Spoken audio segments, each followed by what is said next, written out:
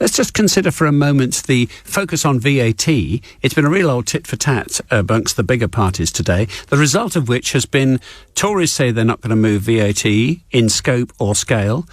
Now the Labour Party is saying the same, and I think the Lib Dems, yes, I can. The Lib Dems have chipped in and said the same as well. So none of the big three reforms details. I don't think we've dribbled down into their approach to this because we're not into the manifesto stage of this thing just yet. But reform, we'll talk about immigration later, more coverage of that to come.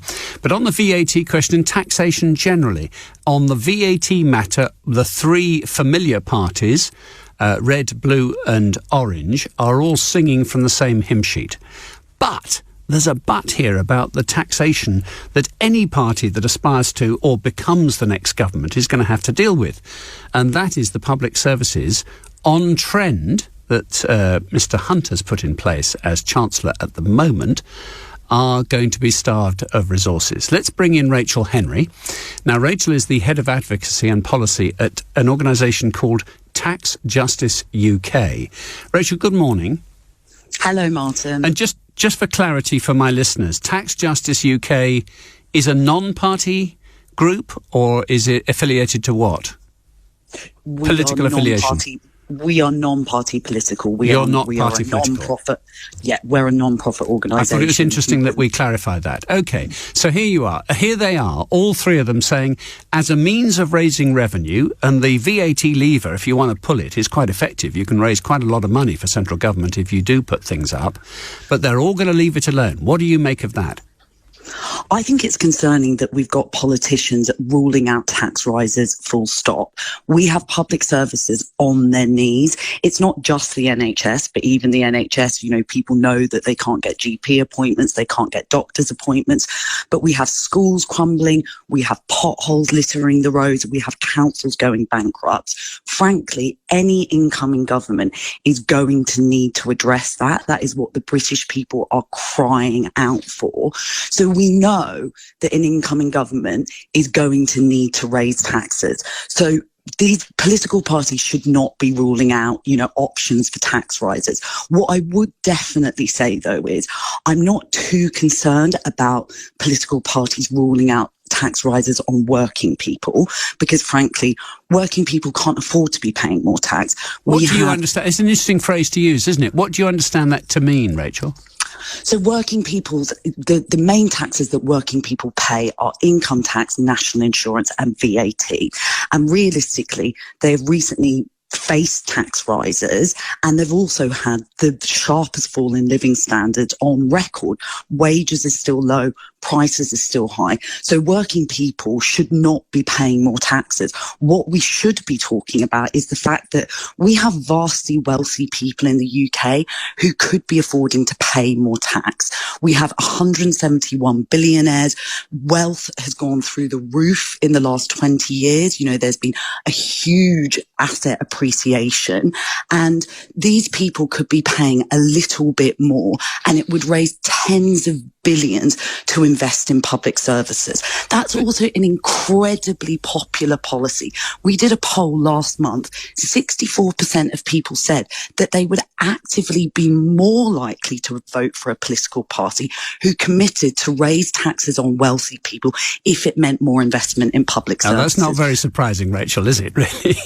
If you ask the rest of us and exclude the super wealthy from the conversation, I'm sure that's let them pay a little bit more.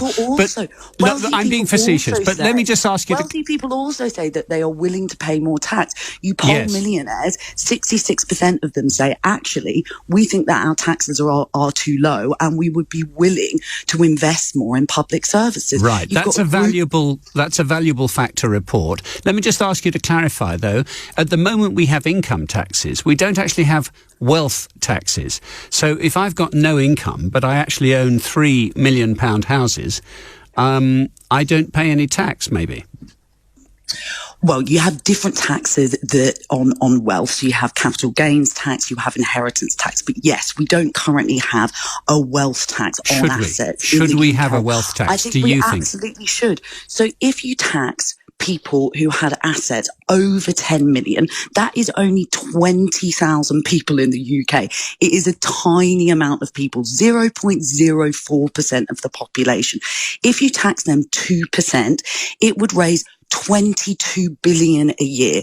That is a vast sum that could really go into funding public services. It's a tiny amount of people, and it's also incredibly fair considering that very wealthy people often accrue a lot of their income from their assets. Wealth creates wealth. So we have capital gains tax that is already set at a lower rate than income tax. There is absolutely no defence for that. Why are wealthy people paying lower taxes than working people? Well, there's a separate argument about capital gains tax being lower might help business investment and the growth in the economy. Can I just... let me just do that in passing. Is that not fair comment?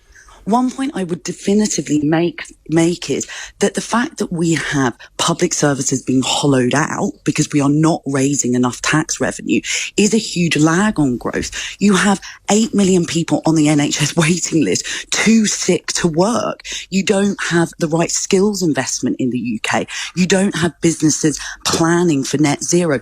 Even the IMF have said that the UK will not achieve economic growth if it does not look to fix its holes in public services. So actually, we are now in a state in the UK where the hollowing out of public services and the fact that we are not raising enough tax is actually a huge lag on growth.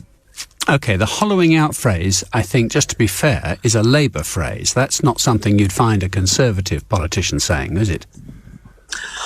Well, I think, they wouldn't agree with you that they've hollowed out public services. They would probably point to other spending.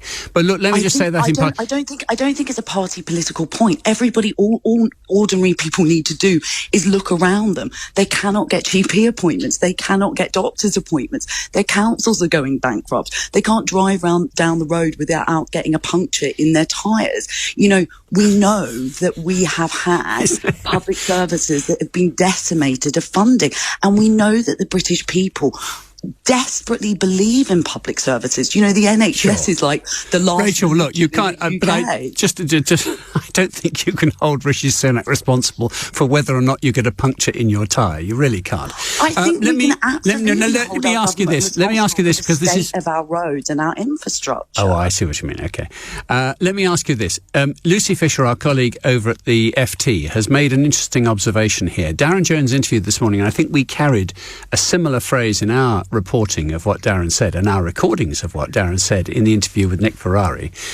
He was suggesting or intimated that Labour would freeze thresholds on all the three big taxes as well. That's income tax, national insurance and VAT. Labour have told Lucy, and therefore I can report it now, that was a misspeak. The party's pledge is on tax rates, not on thresholds. Now, that's a good thing for you and I to clarify, isn't it? Because the threshold, the point at which each group of people start paying various taxes, is very much a real live issue, and one that the Conservatives have adopted one policy and many people have been critical of it. Yeah, I think the way that taxes have been raised has been done in a very sneaky, disingenuous way. Working people are now paying more taxes than they were, and it hasn't been done in a very upfront, transparent way. And I don't think that is a good way to be making tax policy. But fundamentally, I don't think that we should be looking to tax working people more.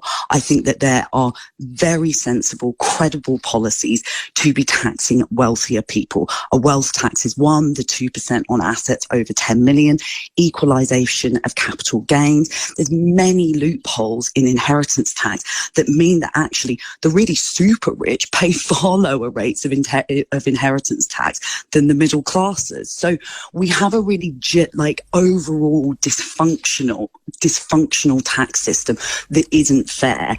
And it's become this awful race to the bottom where politicians are not being truthful about what needs to happen with the tax system.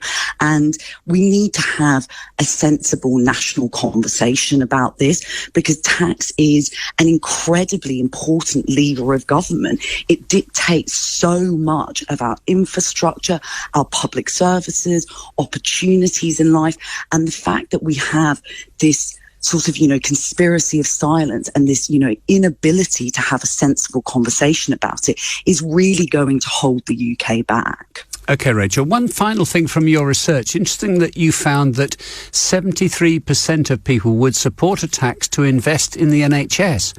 Well, that's interesting, isn't it? Because the national insurance was at one time designed to be a hypothecated tax where you charge it and you spend it on the NHS. Of course, it's not as clear as it used to be. Do you think some kind of clarity, pay this tax and this is exactly where it will be spent?